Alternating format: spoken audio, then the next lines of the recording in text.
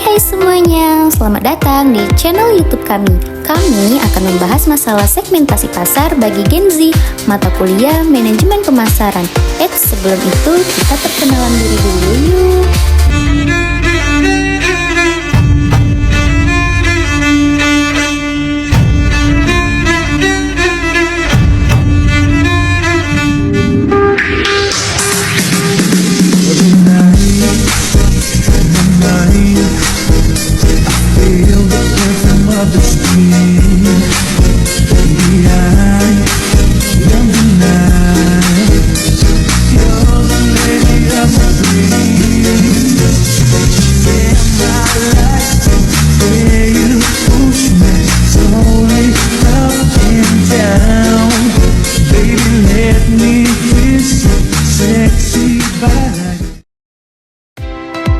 Nah, waktunya kita membahas materi ya.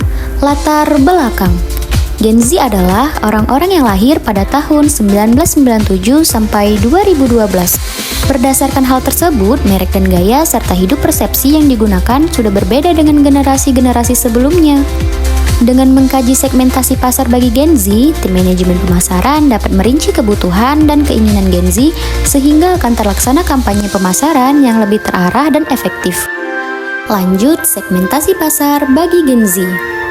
Segmentasi pasar adalah kegiatan membagi pasar menjadi beberapa kelompok pembeli yang berbeda guna memahami dan memenuhi kebutuhan konsumen secara efektif.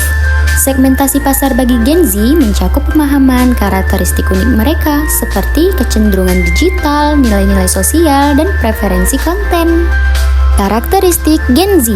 Yang pertama, keterhubungan digital. Gen Z semakin memanfaatkan teknologi digital dan media sosial menjadi konsumen global yang terinformasi dan saling terhubung. Yang kedua, kesadaran sosial. Gen Z sangat peduli terhadap isu-isu sosial dan lingkungan. Dan yang terakhir, keberagaman. Gen Z sangat menghargai keberagaman etnis dan budaya. Lanjut, strategi pemasaran digital untuk menjangkau generasi Gen Z. Yang pertama, membangun konten sesuai tren terbaru. Kedua, karakter media sosial bertema fresh and young. Ketiga, penyesuaian gaya komunikasi. Keempat, memanfaatkan influencer. Dan yang terakhir, peka dengan isu sosial. Lalu, waktu yang tepat untuk melakukan segmentasi pasar bagi Gen Z itu kapan sih? Yang pertama, secara berkala dan dinamis, pemantauan tren dan perilaku Gen Z secara terus-menerus. Kedua, saat ada perubahan tren besar, segmentasi ulang untuk menyesuaikan strategi lama sesuai dengan platform atau tren terbaru tersebut. Ketiga, ketika data baru tersedia, melakukan segmentasi pasar dengan data yang akurat. Dan yang terakhir, menjelang kampanye besar atau peluncuran produk. Lalu, platform yang paling populer di kalangan Gen Z itu ada apa aja ya?